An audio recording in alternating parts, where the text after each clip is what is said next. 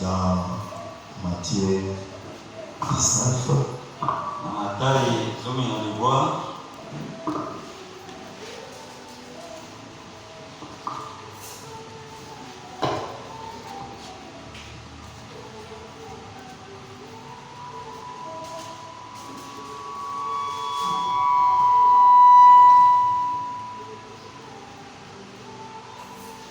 À partir du premier verset.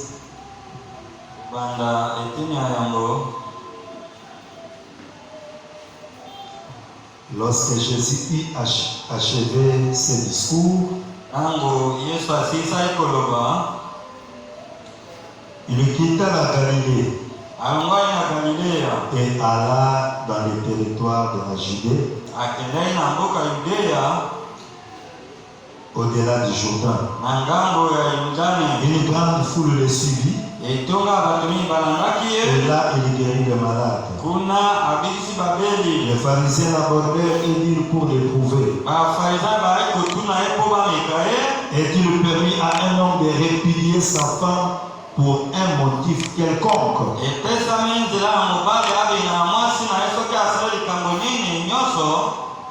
Il répondit: n'avez-vous pas lu que le Créateur au commencement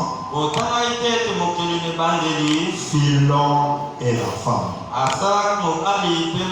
Et qu'il dit: c'est pourquoi l'homme quittera son père et sa mère et s'attachera à sa femme, et les deux deviendront une seule chair. Ainsi, ils ne sont plus deux, mais ils sont une seule chair. Que l'homme donc ne sépare pas ce que Dieu a joint. Pourquoi donc lui dire-t-il: Moïse a-t-il prescrit de donner à la femme une lettre de divorce et de la répudier?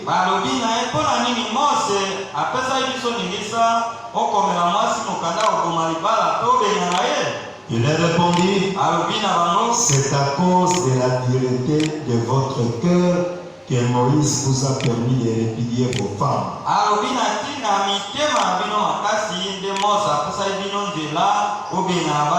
Au commencement, il n'en était pas ainsi.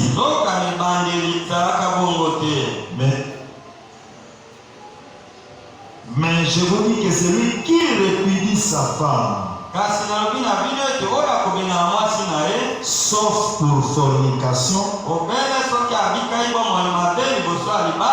et qui en épouse une autre commet un adultère. Ses disciples lui dirent: si telle est la condition de l'homme à l'égard de la femme, il n'est pas avantagé de se marier. 1 Corinthiens 11.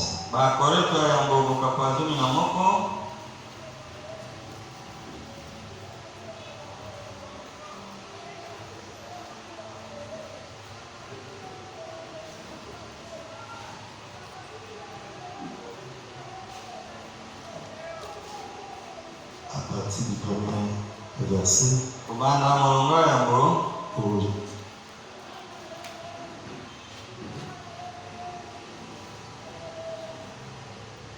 Soyez mes imitateurs comme je le suis moi-même de Christ. Je vous loue de ce que vous vous souvenez de moi à tous égards.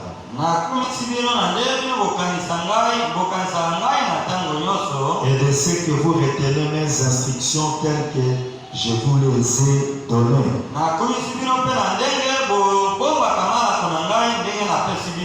Je veux cependant que vous sachiez que Christ est le chef de tout temps.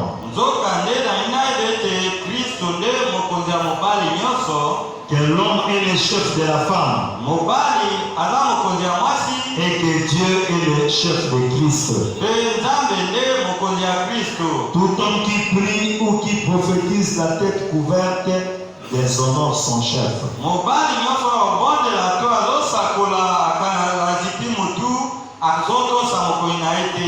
Toute femme au contraire qui prie ou qui prophétise, la tête non voilée déshonore son chef.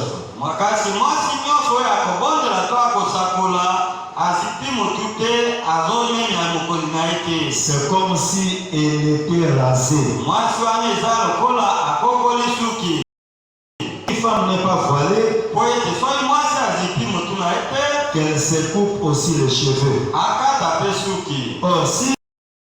Or, s'il est honteux pour une femme d'avoir le cheveu coupé ou d'être rasée, qu'elle se voile.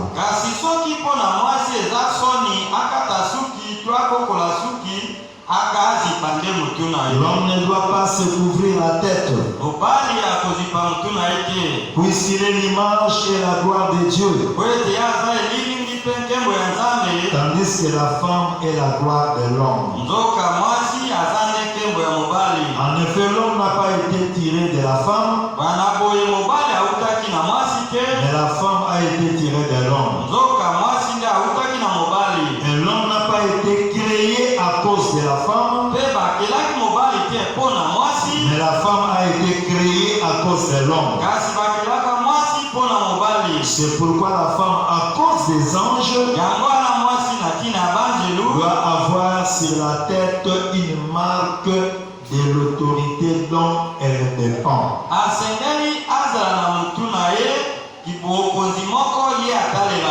Toutefois, dans le Seigneur, la femme n'est point sans l'homme.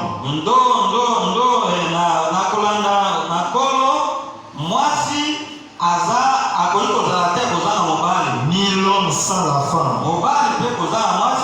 Car de même que la femme a été tirée de l'homme, de même l'homme existe par la femme. Et tout vient de Dieu. Jugez-en vous-même.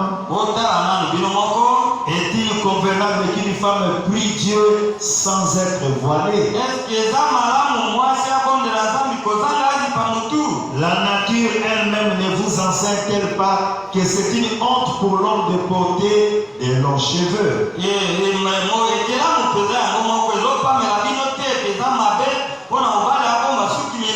Mais que c'est une gloire pour la femme d'en porter. Parce que la chevelure lui a été donnée comme voile. Si quelqu'un se plaît à contester, nous n'avons pas cette habitude. Non plus que les églises de Dieu. Les églises de Dieu ne peuvent pas aussi contester. Nous allons prier. Seigneur Jésus-Christ, nous venons de lire les Saintes Écritures. Toute personne qui a étudié peut lire la Bible. Mais l'unique personne qui peut en donner le contexte, c'est le Saint-Esprit. Et Seigneur, en ces temps de la fin, le Saint-Esprit nous a parlé au travers de Malachie 4. Et Seigneur, comme tes serviteurs, il nous incombe de répéter ce que Malachie 4 a dit. Parce que nous croyons qu'il y a la vie dans ce que Malachie 4 a dit. Nous te confions la conduite de la réunion de cette soirée entre saintes mains. Alors que nous sommes en train d'écouter un grand enseignement, un enseignement capital. Et combien le diable n'a jamais voulu à ce que le Fils et Fille de Dieu ait la connaissance de ta parole.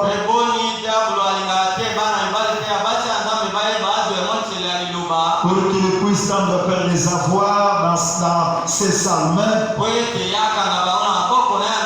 Mais Dieu bien-aimé, tout au long de cet enseignement, révèle-toi dans la vie de chaque fils, chaque fille de Dieu, pour que nous puissions suivre cet enseignement, prendre cet enseignement à cœur, et et que cet enseignement puisse encore nous servir dans le futur de notre vie. Bénis, tendre Père, le moment de l'écoute de la parole. S'il y a des fils et filles de Dieu qui sont encore en cours chemin, je viens les abandonner, Seigneur, en tes saintes mains. Que le même Saint-Esprit qui nous a conduits droit dans cette église puisse encore conduire beaucoup de fils et filles de Dieu. Comment c'est s'il y a un esprit qui nous confesse par le beau nom de Jésus-Christ, comme Église du Dieu vivant, comme ton serviteur, je maintenant menacer tout esprit de l'enfer de quitter ces bâtiments au nom puissant du Seigneur Jésus-Christ. Que la colonne de feu soit présente au milieu de nous pour la gloire de ton nom, au nom du Seigneur Jésus-Christ notre Dieu. Amen. Vous pouvez vous asseoir. Nous vous saluons pendant cette soirée dans le puissant et précieux nom du Seigneur Jésus-Christ. Nous sommes en train de continuer sur notre enseignement à parler sur le mariage et le divorce. Et nous sommes en train de voir que le mariage, c'est une union légitime entre un homme et une femme.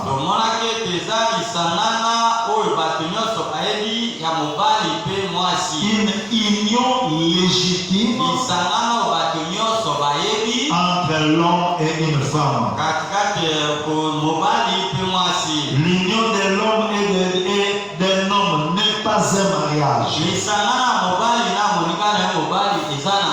L'union d'une femme et une femme n'est pas un mariage.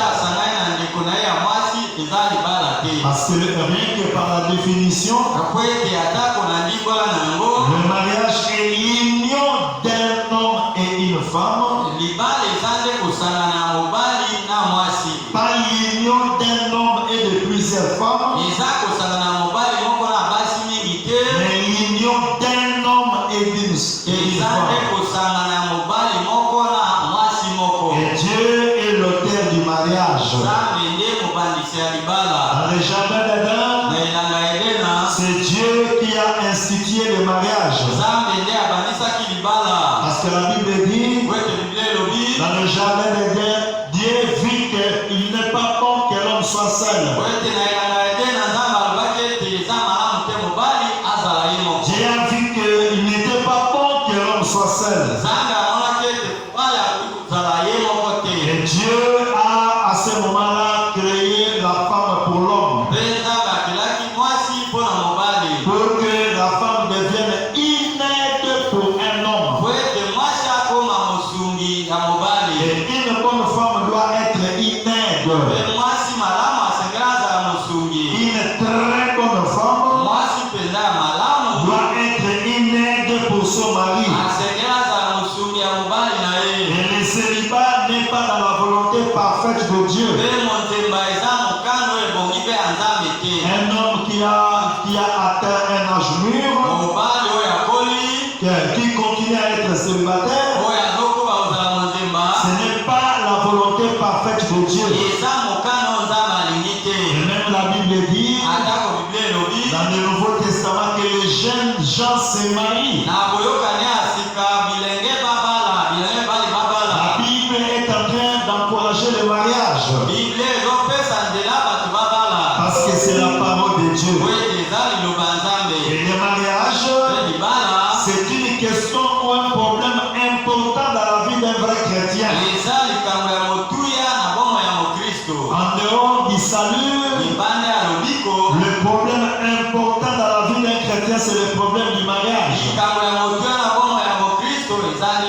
Et un vrai chrétien ne va pas entrer dans le mariage dans la légèreté. Il est censé bien étudier la chose. Il est censé chercher la volonté de Dieu. par Dieu. Parce que beaucoup vont se retrouver en enfer à cause du mariage. Ils se sont mal mariés et cela va les rattraper un jour. La raison pour laquelle le mariage constitue un problème important dans la vie d'un chrétien. Nous avons vu que le péché a commencé par les mariages.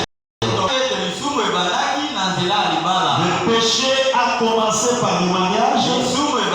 Et la raison pour laquelle les diables combattent le mariage. Les diables ont toujours combattu un bon mariage. Pour les diables, il veut voir un jeune garçon prendre une jeune fille et la mettre dans sa maison. Et ça, ce n'est pas un mariage légitime. Amen. De tels mariages ne sont pas des mariages légitimes.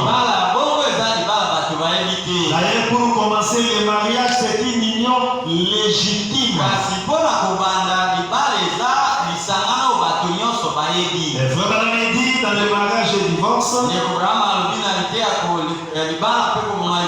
comme nous l'avons lu au paragraphe 66. Bon, alors, si il y a des écoles de pensée chez nous sur le mariage et le divorce.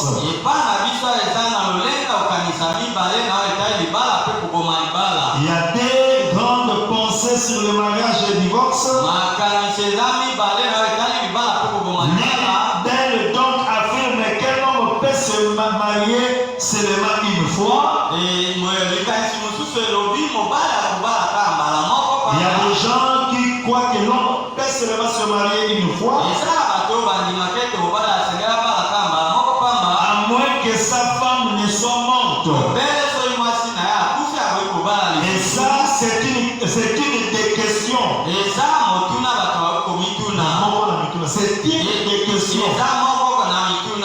Mais si on se conforme à ça, on va au-delà des bornes. Vraiment, il y a des gens qui croient que l'homme va seulement se marier une fois. À moins que sa femme ne meure, là il peut prendre une autre femme. Vraiment, il dit, si on se confie seulement à ça, à ce moment-là, nous allons traverser les bornes. C'est une partie de la vérité, mais ce n'est pas toute la vérité. Mais, et de l'autre côté aussi, les gens disent, si la femme ou le mari, n'importe lequel de deux, a commis un adultère, n'importe lequel de deux peut être replié et se remarier. Vous vous retrouverez au-delà des bornes avec ça.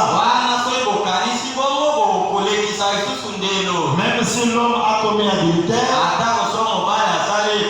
même si la femme a commis adultère, les deux jusque-là n'ont pas le droit de se remarier.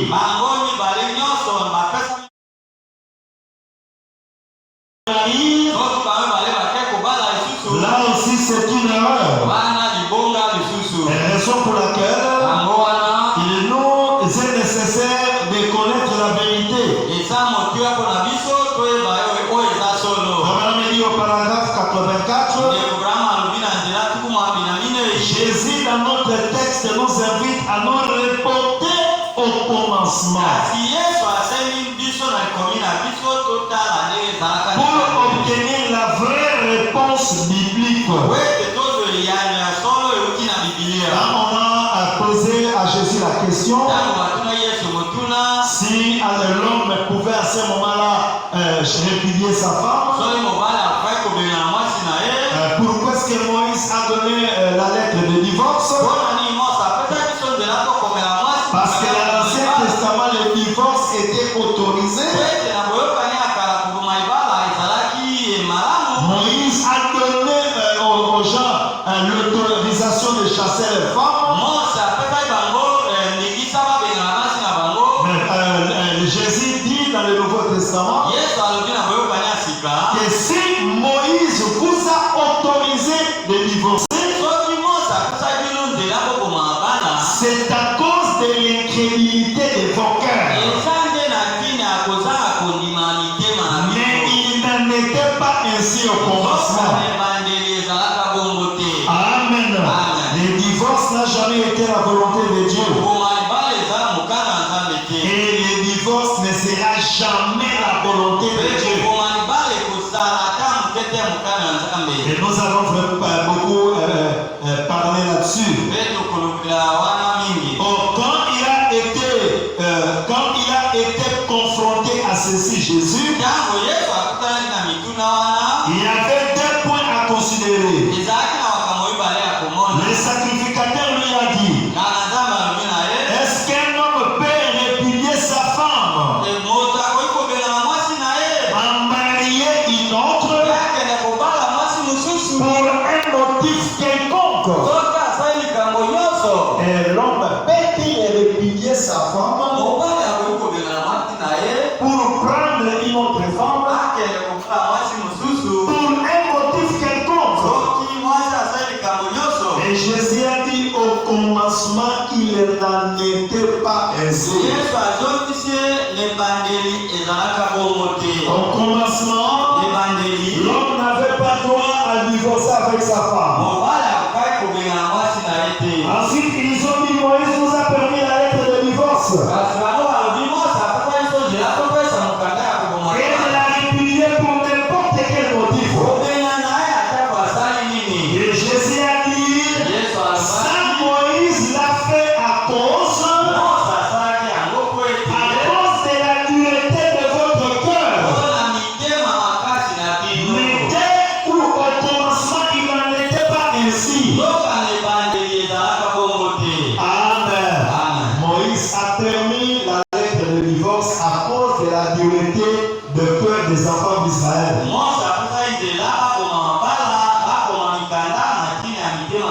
Mais cela n'a jamais été la volonté de Dieu. Dieu nous a donné un remède. Et nous, une façon d'épouser nos femmes et de vivre avec elles. Dieu nous a donné un remède sur la manière qu'un chrétien peut se marier. Un chrétien ne va pas se marier comme un païen. Mais un chrétien est censé se marier conformément à la parole. Et quand vous vous mariez conformément à la parole, votre mariage sera une bénédiction. Et vous serez une bénédiction devant Dieu.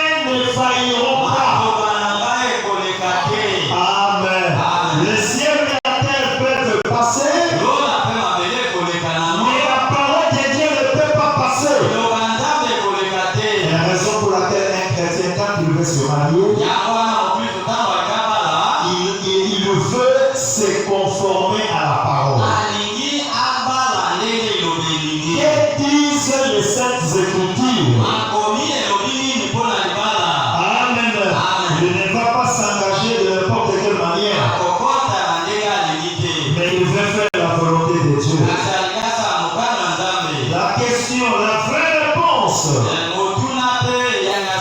C'est à quoi Jésus veut que nous nous reportions. C'est de nous reporter au commencement. Au commencement, il y avait Adam et il y avait Ève. Au commencement, il n'y avait pas Adam et plusieurs femmes. Mais au commencement, il y avait un Adam et une Ève. Et si au commencement, il y avait un homme et une femme, il faut qu'aujourd'hui, dans un bon mariage, nous puissions avoir un homme et une femme. Parce que Jésus nous a ramenés au commencement. Maintenant, ne manquez pas ceci. Et c'est pour cette raison que je vais parler lentement. Pour les gens qui sont à l'écoute par la liaison téléphonique, et pour que ce soit dit clairement sur la bande. Si Jésus a dit reportez-vous au commencement, il n'y avait qu'un couple de chaque espèce sur la terre. Il y avait Adam, une Ève. Amen. Ils avaient été unis par Dieu seul. Au paragraphe 91. Ils avaient été unis par Dieu seul. Et je pense que dans les réunions futures, je vais insister sur l'unité aussi. Vraiment me dire, dans un bon mariage, il y a Dieu, il y a l'homme et la femme et il y a Dieu. Tant que Dieu n'était pas associé dans ces mariages, ce n'est pas encore un mariage. Jusque-là, ce n'est pas un mariage. Vous vivez en adultère. Parce que vous n'avez pas associé Dieu dans ces mariages. Il faut que dans un mariage, il y ait 3 personnes. L'homme, la femme et Dieu. Non, moi, j'étais pratiquement uni par un juge. Non, moi, j'étais uni peut-être par le maire de la ville. Nous avons signé même des documents. Oui, ça, c'est l'État qui reconnaît ça. Mais le maire de la ville n'est pas un serviteur de Dieu pour unir le mariage. Il peut faire ça pour que peut-être l'État reconnaisse. Mais jusque-là, Dieu ne vous reconnaît pas encore. Ils avaient été unis par Dieu seul. Un cheval femelle et un mâle. Un perroquet femelle et un mâle. Pendant que Dieu bénissait Adam et Ève, même les autres animaux ont bénéficié de cette bénédiction. Amen.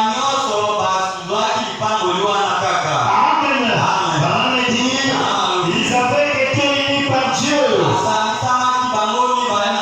Et pendant que c'est vrai. Et puis nous voyons qu'au commencement, tout était dans un ordre parfait.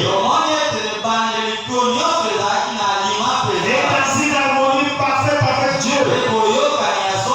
Rien n'allait de travers. Tout était en ordre au commencement. Et le péché a rompu la communion avec Dieu. Et le péché, comme nous l'avons entendu, la Bible dit que c'est le péché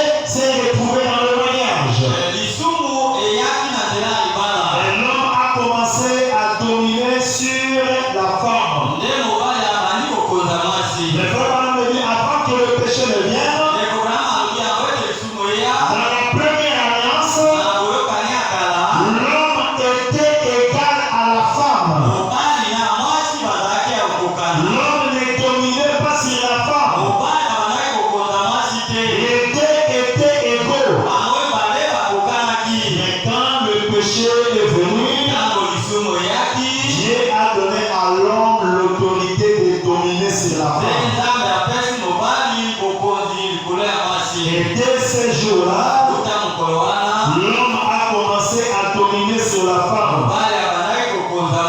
Remarquez pourquoi a-t-elle fait une telle chose, Ève? Et elle qui était assez là élevée, elle était là avec l'homme son égal. Mais nous savons tous maintenant qu'elle a perdu son égalité avec l'homme quand elle a péché. Au paragraphe 101. Et Dieu a dit, l'homme dominera sur toi à partir de maintenant. Or ça c'est l'écriture. Si vous le voulez, on pourrait le lire.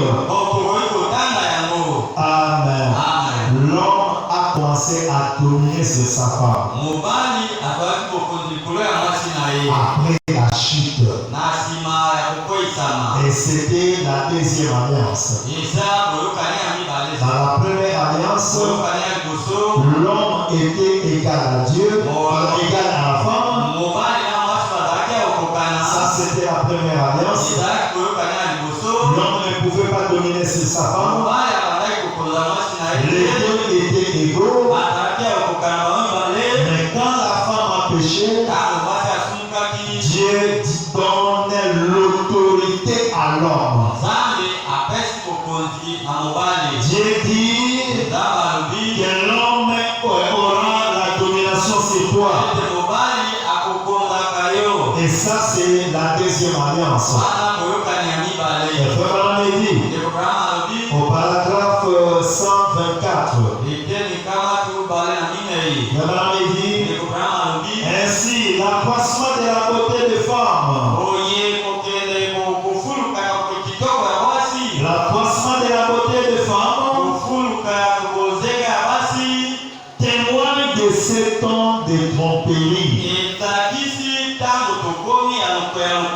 Parce que nous avons vu que la femme, c'est une menteuse.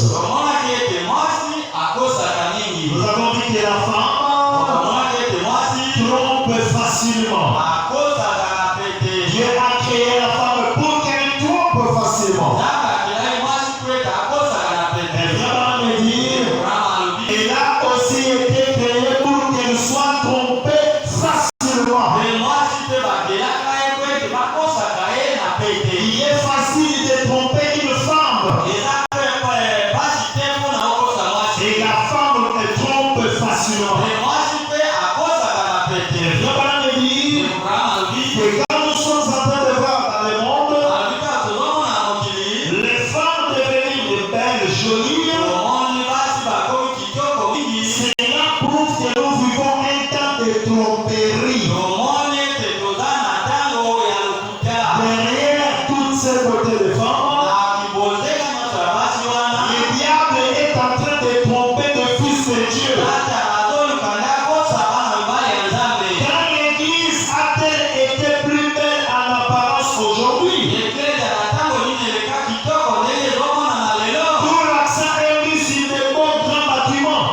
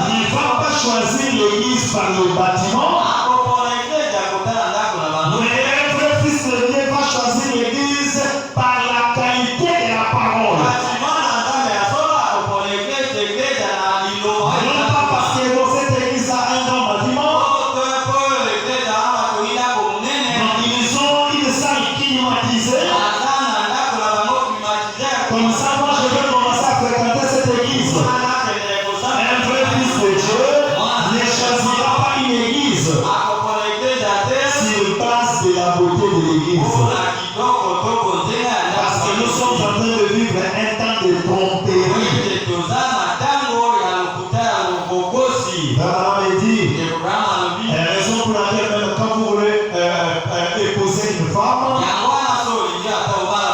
un vrai fils aîné ne va pas seulement regarder à la beauté. La beauté est trompeuse. La beauté est vaine.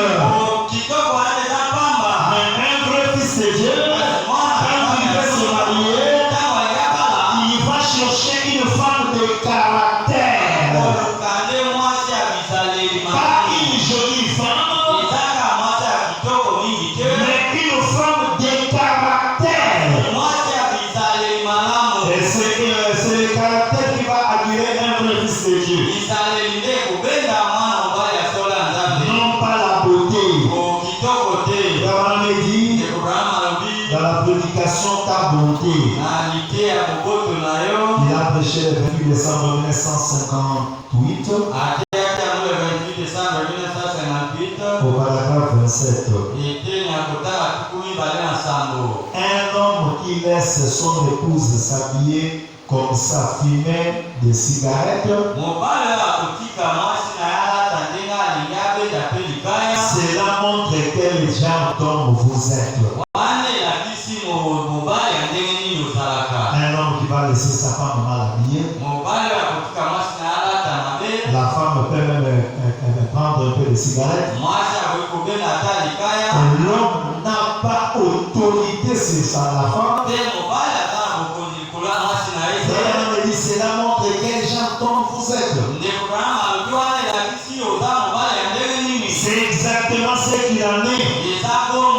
Vous êtes censé être le chef de la maison. J'aimerais entendre vos amis, mes frères. Vous êtes censé être le chef de la maison. Ne sois pas un homme que la femme est en train de traîner par le nez. Sois un homme, un vrai homme. Vous êtes censé être le chef de la maison, mais vous ne l'êtes pas. Si un homme n'est pas le vrai chef de sa maison, c'est une malédiction pour cette maison-là. Et ce n'est pas une bonne maison. C'est vrai. Et le diable fait cela en cherchant à étancher cette soif.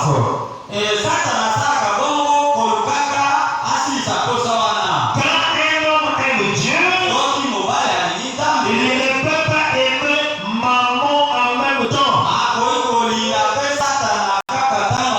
Vous aimez Dieu et vous aimez le diable. Cela n'existe pas. Vous aimez Dieu, vous haïssez le diable. Vous aimez le diable, vous haïssez Dieu. Si vous aimez le monde et les choses du monde, c'est parce que le véritable amour du Père ne même pas en vous. Vous les jeunes filles qui va s'habiller comme le monde, c'est la preuve que l'amour du Père n'est pas dans son cœur. Mes sœurs, on peut vous juger sur base de votre accoutrement. Quand vous venez à l'église, vous vous habillez très bien, mais à la cité, tu t'habilles mal. C'est la preuve que vous n'avez pas la crainte de Dieu. Vous avez la crainte de frère. Et quand vous craignez le frère, le ciel n'est pas encore pour vous. La crainte de Dieu, c'est le commencement de la sagesse. La raison pour laquelle une bonne femme est censée bien s'habiller. Si vous aimez le monde ou les choses du monde, c'est parce que le véritable amour du Père ne met pas en vous. Maintenant, voyez-vous, pourquoi nous ne pouvons pas avoir un réveil? Parce que les gens ont la l'amour du monde. Les gens s'habillent comme le monde. Et tant que les gens s'habilleront comme le monde, tant que les gens auront encore l'amour du monde, le réveil ne sera pas là. Pour que le réveil vienne dans votre maison, pour que le réveil vienne à l'église, abandonnez les choses du monde. Et quand vous abandonnez, le réveil viendra. Au paragraphe 36 dans la prédication, ta bonté, Abraham dit, quand les gens s'habillent ainsi, ils se comportent ainsi, c'est la racaille de la rue. Et cela n'est pas convenable pour un bon citoyen. Sans même parler d'un chrétien. Abraham dit, quand les gens s'habillent mal, quand un homme s'habille mal, c'est un mauvais citoyen. Quand une femme s'habille mal, c'est une mauvaise citoyenne. Sans même qu'on puisse jusque-là parler des chrétiens ou des chrétiens. Et certaines d'entre vous, jeunes filles, sortez dans la rue et l'un de ces chiens sauvages vous siffle après. Les jeunes garçons qui te sifflent là, c'est un chien. Vous sortez, vous jeunes filles, à la rue, et les chiens commencent à siffler sur vous. Les jeunes garçons commencent à siffler sur vous. Et vous plongez dans un tas d'abus scandaleux. Pourquoi est-ce que les jeunes garçons vous sifflent à la rue? Parce que vous portez des habits scandaleux. Et comme vous portez des habits scandaleux, tu as porté une jupe bien devant le nez, tu as porté, je ne sais pas, une blouse transparente, et les jeunes gens vont commencer à siffler sur vous. Il continue. Et vous recevez ce qu'on appelle le sifflement admiratif. Et vous retournez avec cette petite lèvre toute tête. Vous regardez tout autour. Vous ne vous rendez pas compte, c'est les loups en enfer qui vous poursuivent. J'aimerais entendre vos amants. Ces garçons-là qui te dérangent, je le sais. Qui n'est pas chrétien, ou même si c'est un chrétien, il te dérange sans que le pasteur ne le sache. C'est un loup. Il veut ruiner ta vie. Il y a de mauvais projets sur toi. Parce que s'il y avait un bon projet, il allait trouver le pasteur et tes parents. Mais comme il ne trouve pas le pasteur et tes parents, il a des mauvais projets sur toi. C'est un loup. Tournez-vous une seule fois et il va vous amener à une partie à la musique de rock and roll. Et ça n'est fini de vous. À propos, comme je parle de ce visage fade, vous semblez pentecôtiste. Vous n'avez pas l'habitude de faire cela.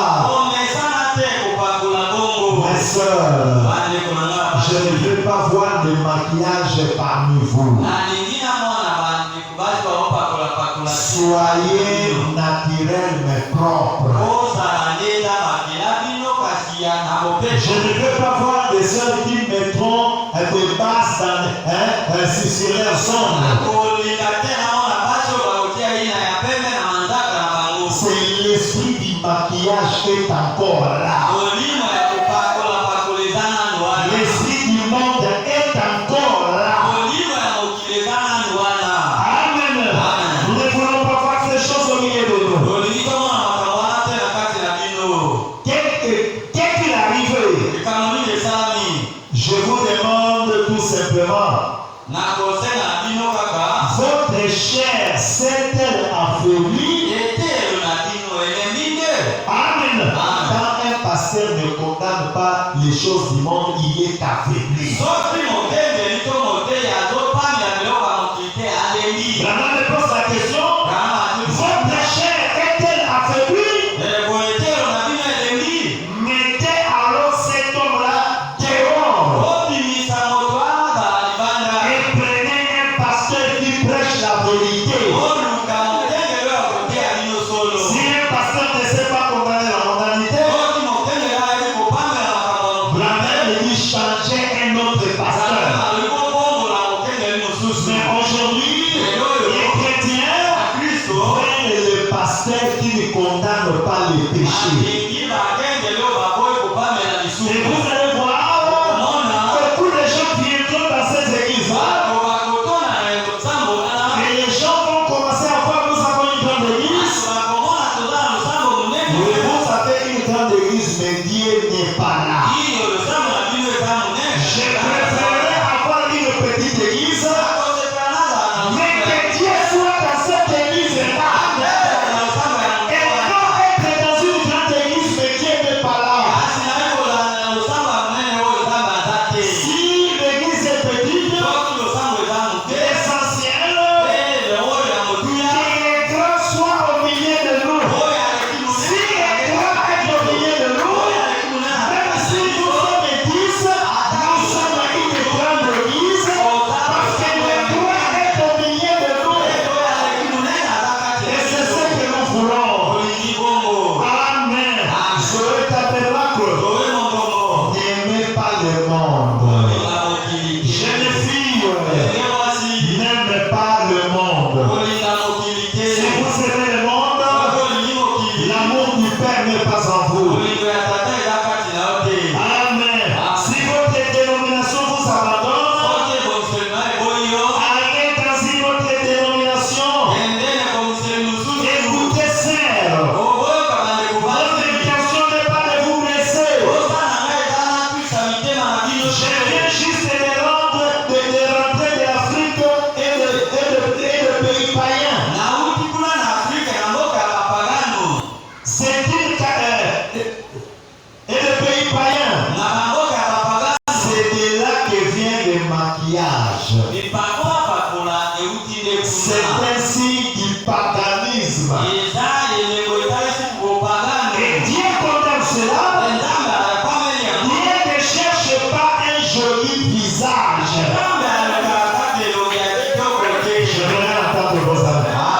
Dieu ne cherche pas un joli visage. Non, je ne vais pas aller à l'église, je dois paraître joli. Dieu ne cherche pas un joli visage. C'est une belle âme qu'il cherche. Amen. Que votre âme soit belle devant Dieu.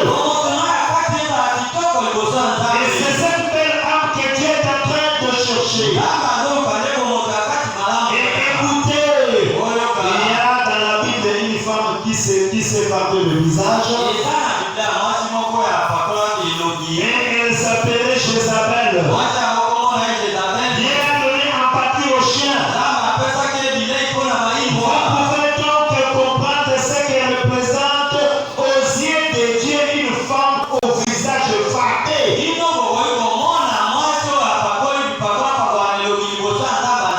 C'est de la viande pour chien. chiens. Et les loups de l'enfer. Ils dévorent vos os au point de vous mettre rien de plus qu'une prostituée de la rue. Et vous, fils de Dieu, qui laissez vos femmes vous faire de telles choses, honte à vous. Toi, fils de Dieu, tu vas laisser ta femme venir à l'église avec n'importe quelle jupe. Honte à toi, fils de Dieu. Je ne pense pas qu'il y a grand chose en vous comme homme. Il y a des hommes, la femme, je ne sais pas, 20 mètres de base. Mais tellement que l'homme est faible devant la femme, il n'a pas l'autorité de condamner ça. Vraiment me dit, je ne pense pas qu'il y a grand chose en vous comme homme. On ne valide pas un homme par la largeur ou la robustesse de ses épaules. On ne valide un homme par son caractère. Vous devez être des hommes de caractère. Pas des hommes faibles. Soyez réellement des hommes. Amen. On évalue un homme par son caractère. Et la raison pour laquelle vous, hommes, vous devez empêcher vos femmes de porter n'importe quelle tenue. Amen. Dans mariage et divorce, au paragraphe 125. Frère me dit, donc il n'y a rien qui puisse s'avilir autant qu'elle comme une femme. D'ailleurs, Satan agit vraiment sur elle aujourd'hui. Ma soeur, pendant que le diable est en train d'agir sur les femmes du monde,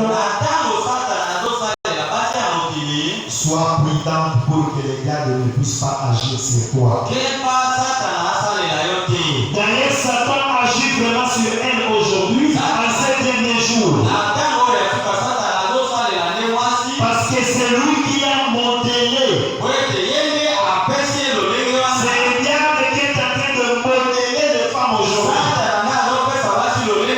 Je peux prouver ça tout de suite. En retournant directement au commencement. Il a commencé à agir sur elle. Adam ou Satan? Dieu ou Satan? Vous voyez, c'est lui qui a modélé les diables. Dès le commencement, c'est son arme principale pour entraîner l'homme dans sa suite. Amen. Le diable utilise toujours une femme pour amener l'homme dans la suite. Par sa beauté, par la beauté de la femme. La femme peut entortiller un homme comme elle veut. Frère, ce n'est pas les bas là-bas qui prend l'homme au piège. C'est cette belle femme qui marche dans la rue en se tortillant à moitié habillée. C'est Satan qui a modélé. Et c'est encore lui qui le fait. J'aime les sœurs. Vérifie ton accoutrement. Ne t'habille pas bien quand tu viens seulement à l'église. Même à l'école, même au quartier, habillez-vous bien. Soyez des modèles même à l'école, partout.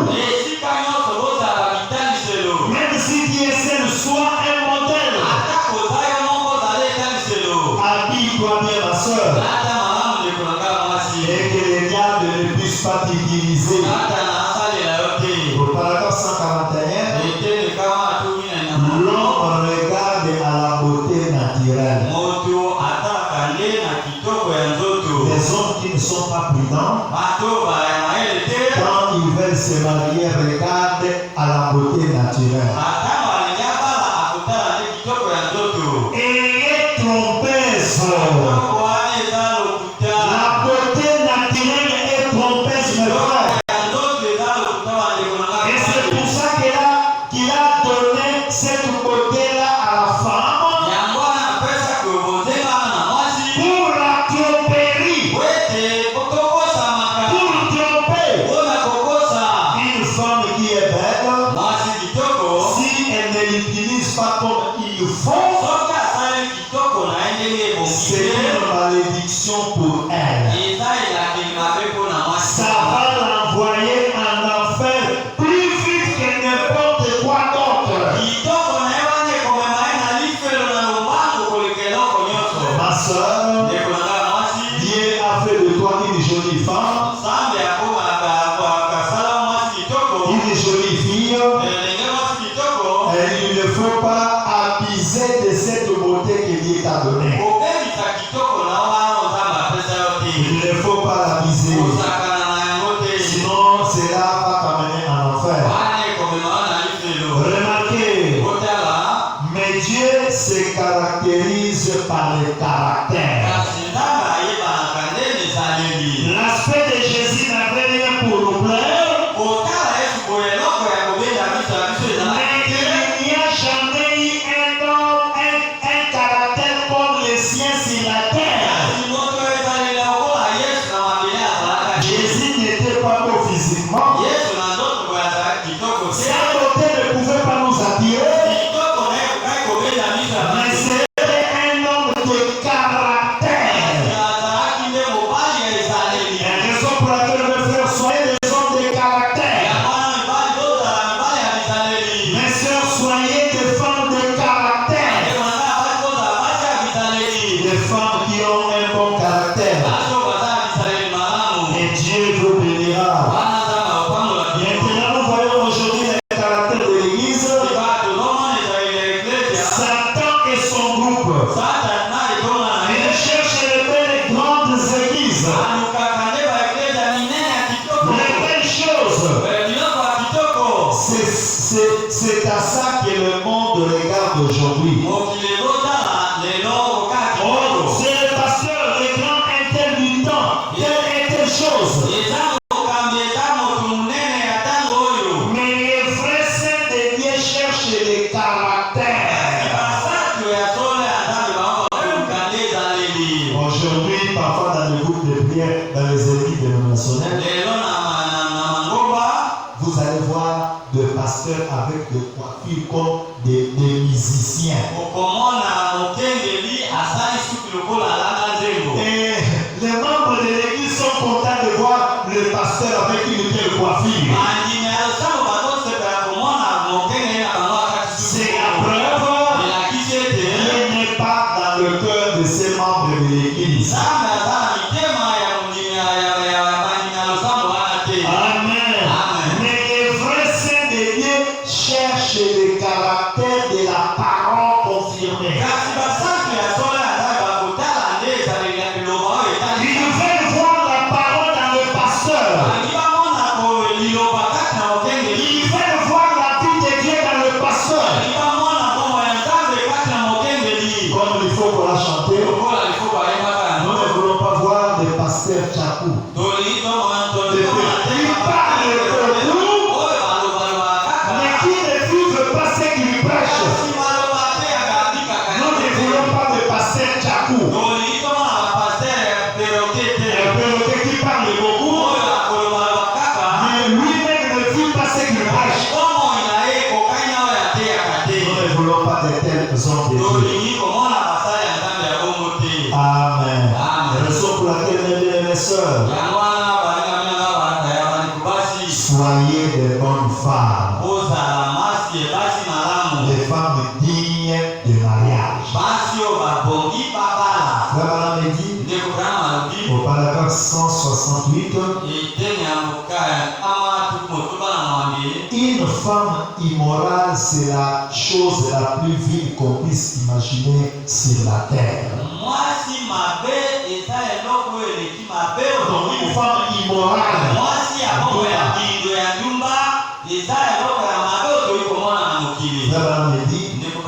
Pardonnez-moi cette expression. Les jeunes dames, elle n'est rien d'autre qu'une poubelle humaine. Une poubelle humaine.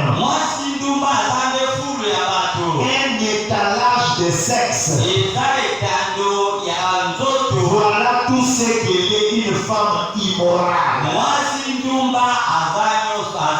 C'est une poubelle sexuelle humaine. De la contamination dans laquelle se trouve la sueur grasseuse. Sale, vile, méprisable. Pourquoi est-elle faite comme ça? Pour tromper. Tous les péchés qu'il y a eu sur terre ont été causés par une femme. Ma soeur, ne sois pas une poubelle humaine. Quel païen va passer chez toi? Quel autre va passer chez toi? Et vous devenez une poubelle humaine. Ce n'est pas juste. Vous êtes censé mener des vies pures, des vies saintes. Amen.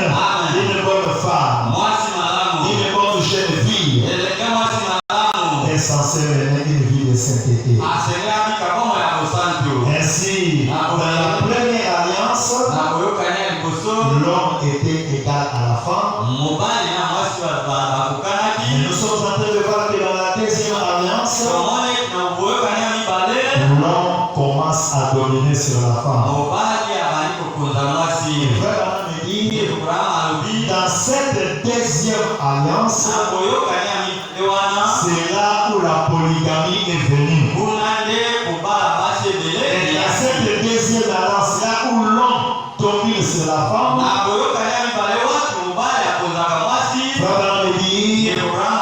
cette deuxième alliance, c'est l'alliance du sexe. Et c'est cette alliance qui a introduit la polygamie sur la terre. La deuxième alliance. Raison pour laquelle dans Matthieu que nous venons de lire, dans Matthieu 19, Jésus est contre les divorces. Il ramène les gens au commencement. Au commencement, il n'en était pas ainsi. Amen. Jésus est contre les divorces. Il n'a pas encouragé le divorce. Et aucun homme ne peut prendre une femme divorcée. Amen. Aucun homme ne peut prendre une femme divorcée. Peut-être quand vous étiez dans le monde, vous n'aviez pas la connaissance. Et nous allons voir que de tels cas étaient même d'Abraham Tabernacle. Et Abraham est allé prier à la montagne. Et Dieu a pardonné de tels cas. Mais Dieu leur dit, enseignez à vos enfants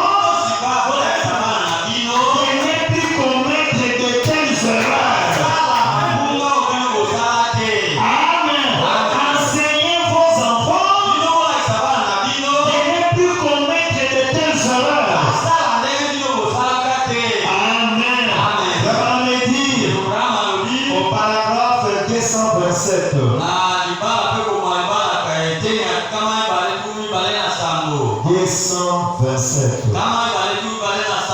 Vraiment me dit, vous voyez, il a été dit, si quelqu'un répudie sa femme, qu'il lui donne une lettre de divorce. Mais moi, je vous dis que quiconque répudie sa femme, si ce n'est qu'à cause de la fornication, la fait commettre adultère.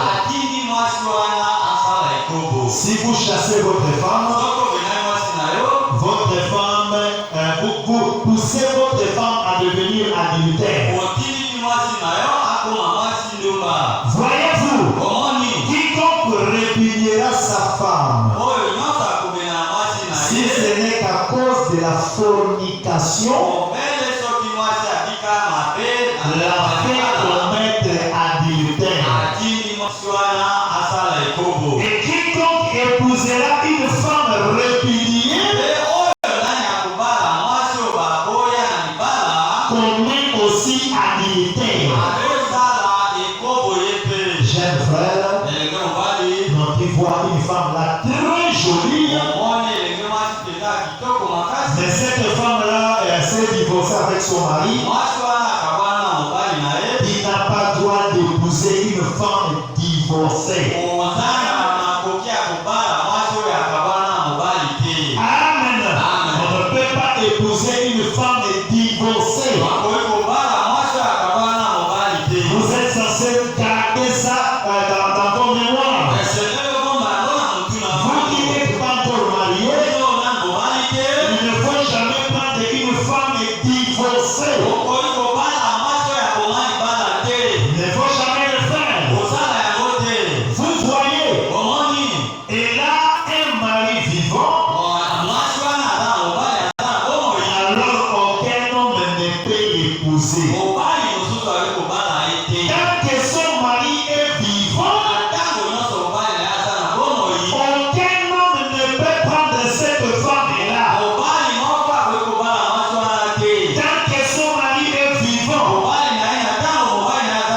peu importe ce qu'elle fait, et qui elle est, si elle a un mari vivant, elle ne peut absolument pas pour aucune considération, mais ça ne s'applique pas à l'homme. Amen.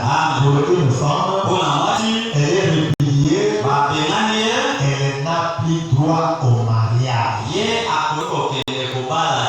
Raison pour laquelle, mes soeurs, avant de vous engager dans le mariage, vous devez réfléchir.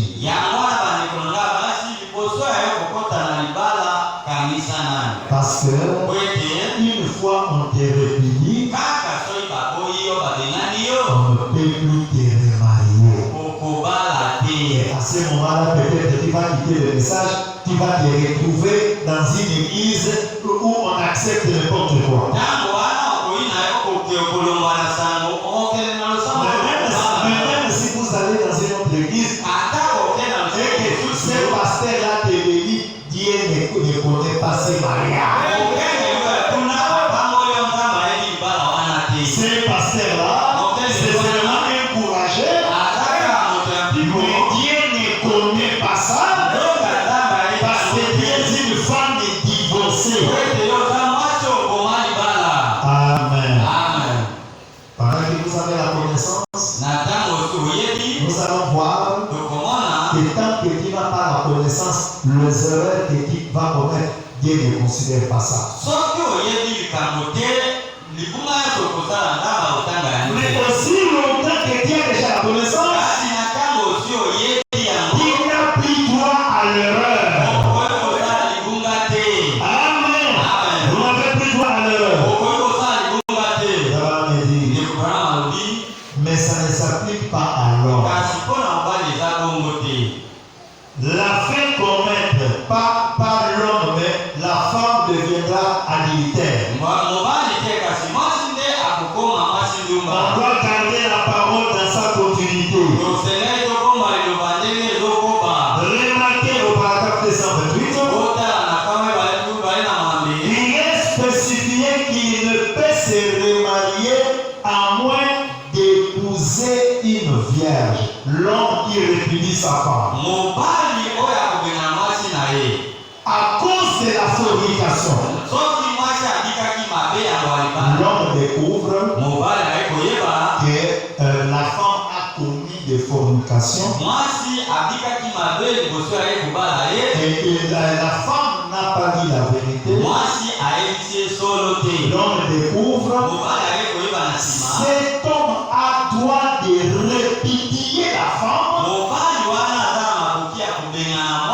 et doit se remarier à une vierge. Amen. Et s'il se remarie, il ne se remarie pas une vierge, lui aussi s'est mal remarié. Il n'a pas pris une femme vierge. Amen. Vous devez avoir la connaissance de la parole. Remarquez, il est spécifié qu'il ne peut se remarier à moins d'épouser une vierge.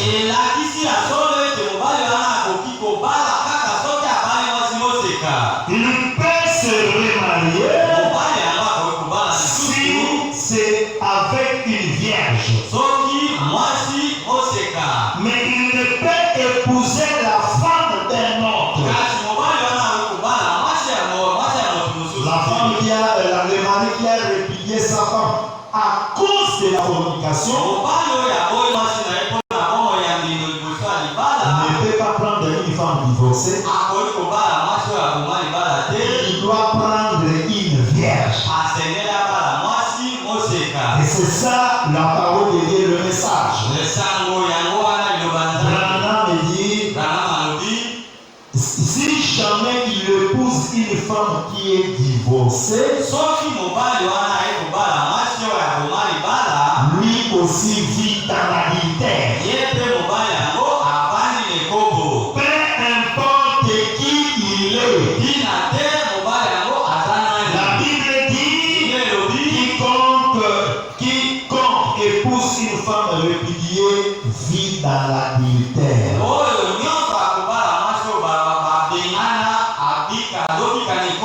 Voilà.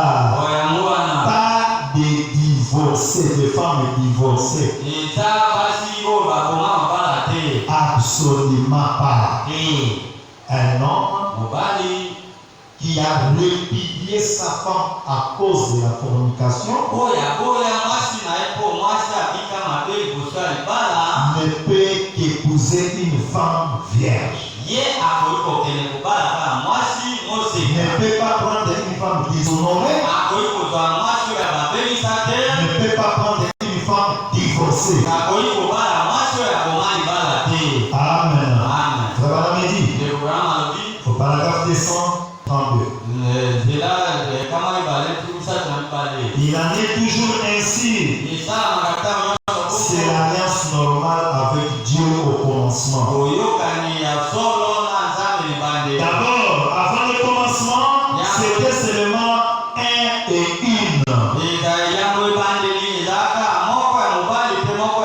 Il y avait une femme et un homme. Après que le péché est entré, ça a été un homme et un groupe de femmes. Amen. La polygamie est entrée par le péché. La raison pour laquelle le dimanche je vous ai dit que la polygamie a commencé par la descendance de Caïn. La polygamie n'a jamais existé dans la descendance de Seth au début. La raison pour laquelle aujourd'hui la polygamie n'est pas de Dieu. La polygamie est du diable. On dit au 133. Mais maintenant que les sons sont ouverts, l'esprit de vérité nous dirige vers la parole. J'aimerais entendre vos amis. Les sons sont ouverts. L'esprit de vérité nous amène à la parole. C'est ce qui explique toutes les erreurs qui ont été commises au cours des âges. C'est parce que les sons n'étaient pas ouverts. Ceci n'était pas révélé. Amen. Mais maintenant que les sons sont ouverts, les sons nous donnent la connaissance. Les sons nous donnent la lumière. Amen. Parce que les sons sont ouverts. La raison pour laquelle les gens même qui ne comprennent pas les sons ne comprennent pas les mariages et divorces. Regardez dire au paragraphe 80 dans mariage et divorce. Maintenant que notre Seigneur nous a dévoilé le mystère scellé de cette chose de sa parole,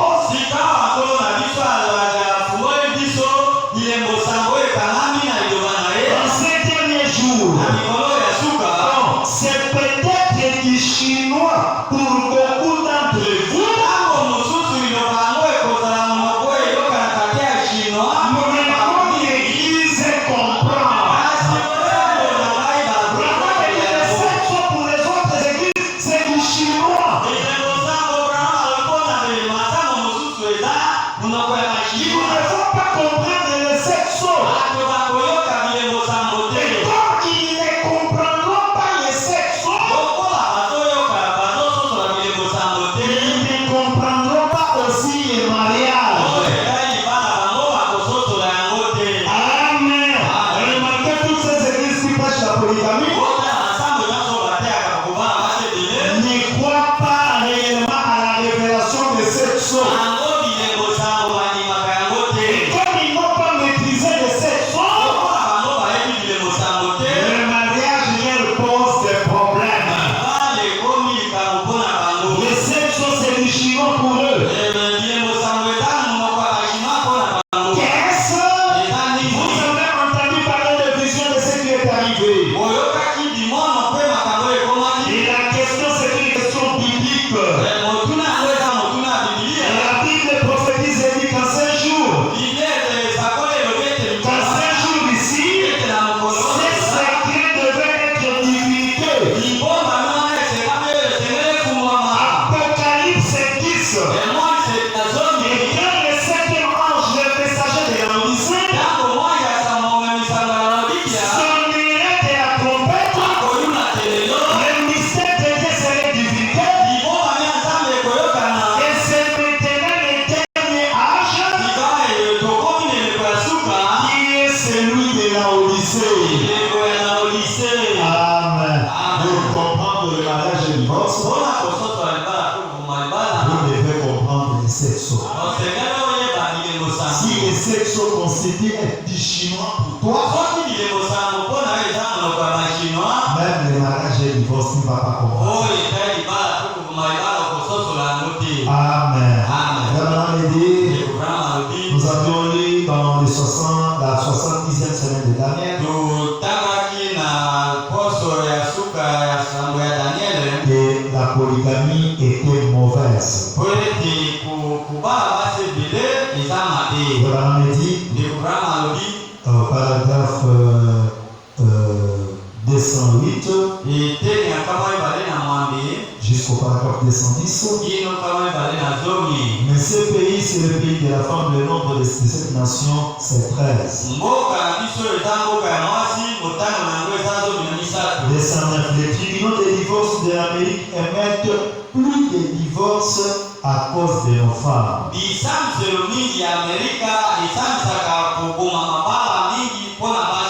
Dans notre pays, pays, les mœurs et les divorces sont purs qu'en France ou en Italie.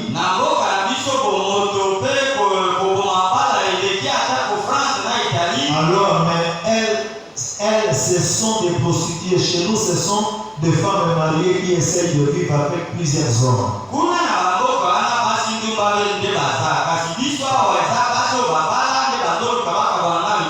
Et plusieurs hommes mariés qui essayent de vivre avec d'autres femmes. Aux États-Unis, vous n'allez pas voir de polygames officiels. Mais il va y avoir un homme qui a une femme, mais a encore plusieurs femmes en cachette. Et vice-versa, même une femme mariée, vous allez voir une femme mariée qui vit encore avec beaucoup d'autres maris. Je préfère encore vivre dans des pays où qui acceptent la polygamie que de voir ce qui se passe dans notre pays. Dans le pays où il y a la polygamie, c'est 1000 fois mieux. Et pourtant, la polygamie, c'est mal, nous le savons. La polygamie, c'est mal. Vraiment, dit, je ne crois pas à la polygamie. Et je n'accepterai pas la polygamie dans cette église. Amen. Nous ne croyons pas à la polygamie dans cette église. Abraham dit, dans mariage et divorce, au paragraphe 275. Et 175. Abraham dit, mais vous voyez, femme, vous êtes un joyau. Si vous voulez être un joyau, mais le désir doit venir de vous. Si tu veux être un joyau, et vous voyez pourquoi la question du mariage et du divorce s'est posée.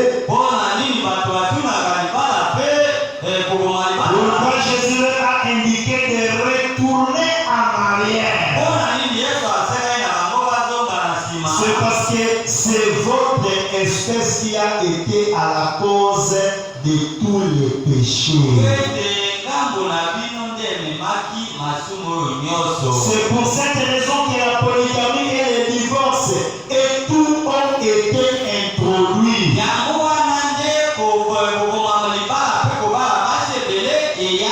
Au commencement, il n'en avait jamais été ainsi. Et il n'en sera pas ainsi dans l'autre monde. La polygamie ne sera pas dans l'autre monde. Au commencement, il n'y avait pas la polygamie. Là où nous allons, il n'y aura pas la polygamie. Amen. Il existe deux possibilités pour qu'un homme se divorce. La première possibilité, c'est quand il a trouvé que la femme a commis des fornications. Ça, c'est la première possibilité pour qu'un homme se divorce. Amen. La première possibilité, quand la femme a commis des fornications. Là, l'homme a le droit de la repousser et prendre une autre femme qui est vierge.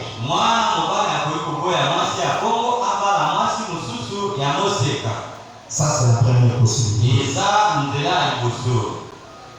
Mais qui est marié dans le monde? Dans le monde, tu n'as jamais entendu mariage et divorce. Tu viens dans les messages. Non, pasteur. J'ai compris que quand je m'étais marié avec ma femme dans le monde, la femme avait commis de fornication et n'avait pas confessé. Dans le monde, on ne confesse pas. Quand il n'avait pas la connaissance, la femme n'avait pas la connaissance, il n'a pas droit à créer de problème à ta femme. Parce que vous étiez dans l'ignorance. Et Dieu va pardonner votre ignorance. Amen. À ce moment-là, tu n'as pas droit à créer de problème à ta femme. Amen. Et quand vous parlez, vous jeunes gens qui allez vous marier, la femme confesse. Toi aussi, tu as mené peut-être le mauvais ami. Tu dois apprendre à pardonner. Amen. Parce qu'à toi aussi, tu as pardonné le mauvais ami que tu as mené. Toi aussi, tu dois être apte à pardonner les erreurs, le passé de ta femme. Et quand tu pardonnes, tu es censé le faire de tout cœur. Amen. Ne sois pas là à répéter les erreurs du passé. C'est un mauvais esprit aussi.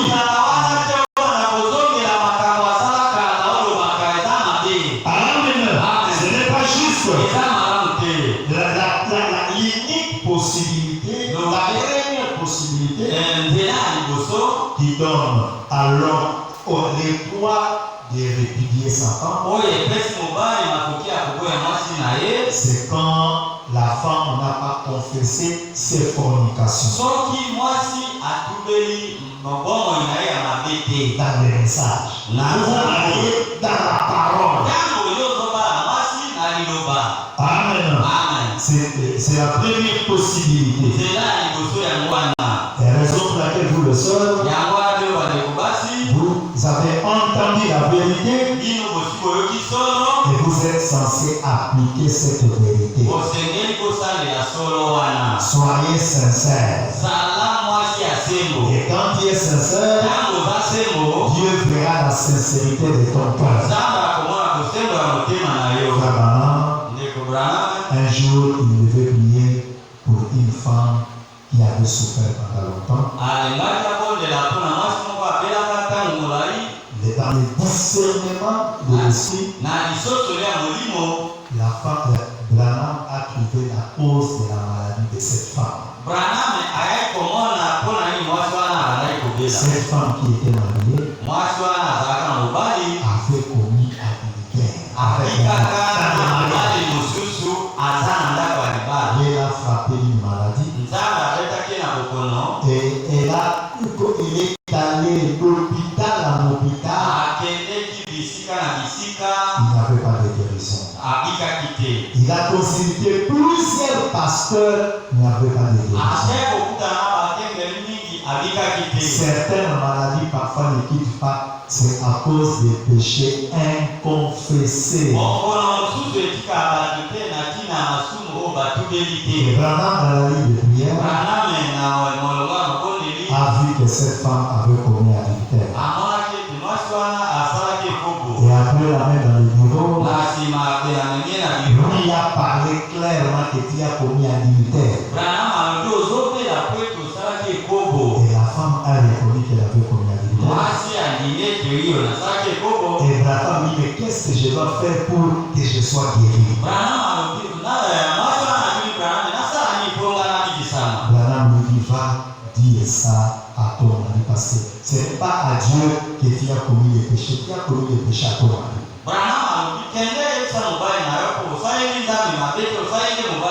Mais la femme dit, je vais dire à mon mari comment il va me chasser. Branham dit, c'est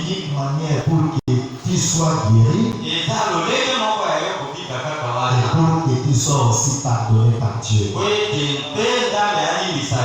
Branham, dans les discernements, a aussi dit le mari de cette femme-là, lui aussi a commis adultère et la femme ne connaissait pas aussi.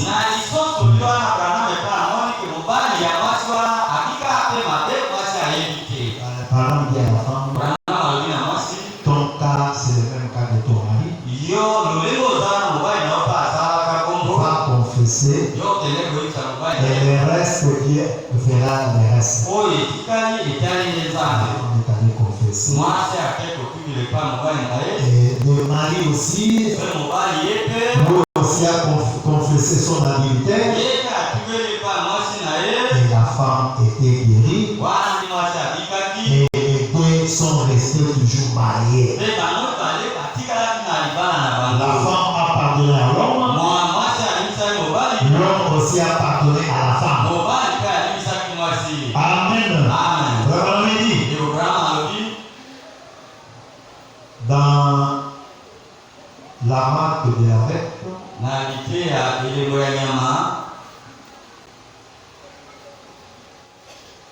il a prêché le 15 juillet 1956 au paragraphe 30.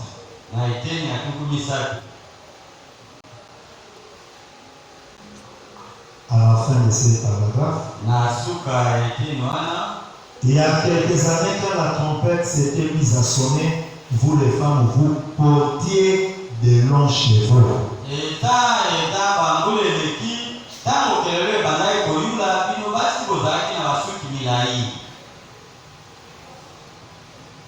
Vous vous habillez comme des dames. Mais vous les femmes pentecôtistes, vous devenez tout aussi pourris que les autres.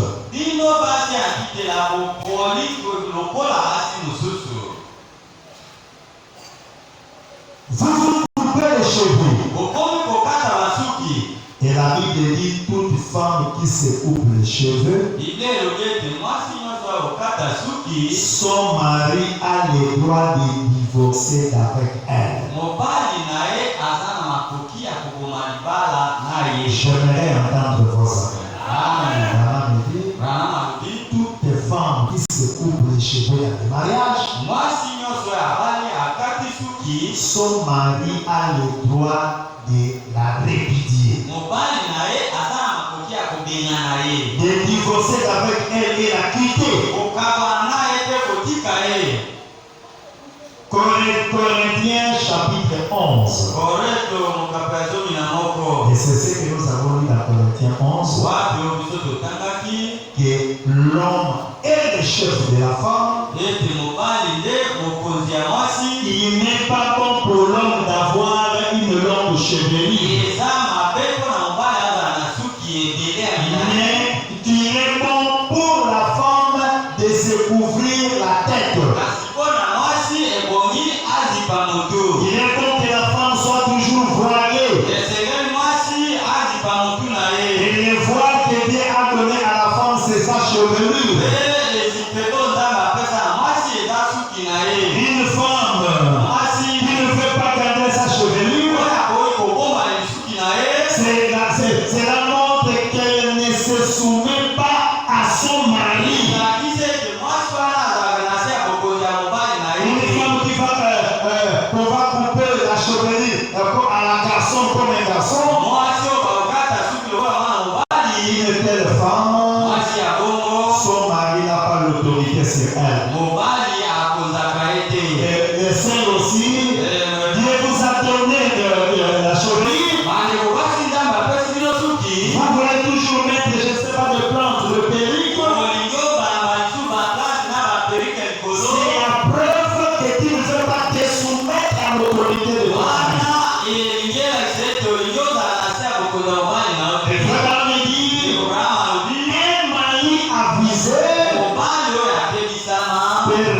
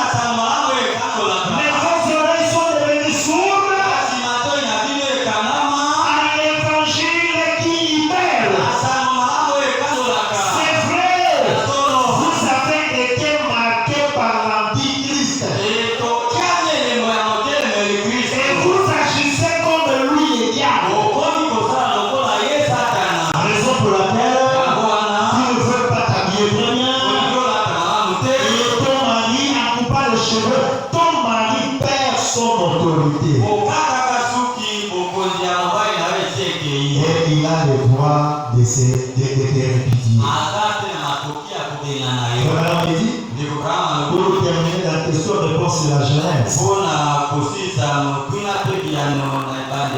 Paragraphe 76. Question et réponse de la Genèse.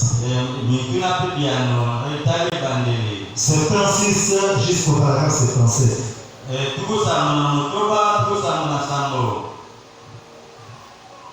Ah, j'ai eu une vive discussion l'autre jour à Chevelport.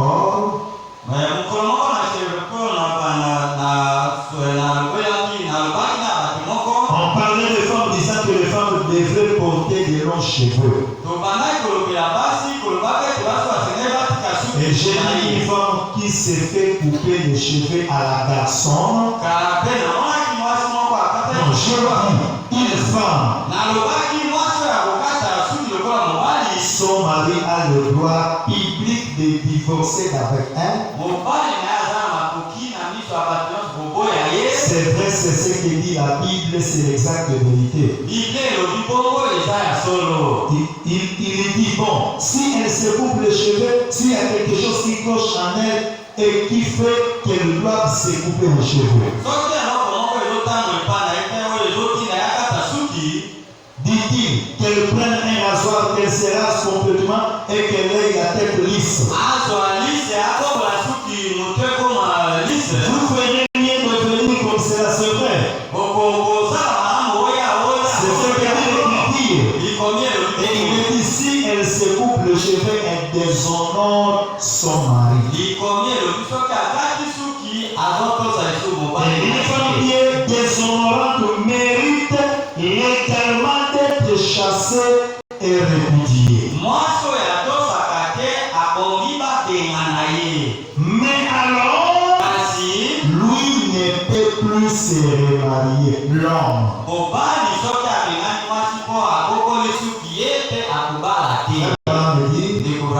C'est bon, tu as répudié ta femme comme elle a coupé les cheveux.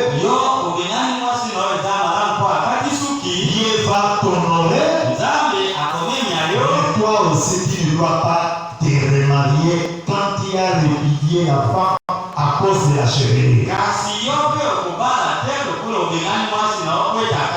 Tu as chassé la femme. Dieu te dit vraiment, tu as obéi à la parole. Tu m'as honoré. Tu as chassé ta femme parce qu'elle ne veut pas garder la chevelure. Tu es un fils de Dieu. Mais toi aussi, tu ne dois pas te marier. Amen. Donc, à la deuxième condition, c'est une condition qui ne te donne pas droit pour que tu te remaries. Tu as seulement honoré la parole de Dieu. Mais cette condition ne te donne pas droit pour que tu te remaries. Amen. Que Dieu vous bénisse aujourd'hui. Nous allons continuer le dimanche. Suivez très bien cet enseignement. Et Dieu vous bénira. Et vous aurez à bien vous marier. Et vous n'allez plus commettre des erreurs. Amen. Nous allons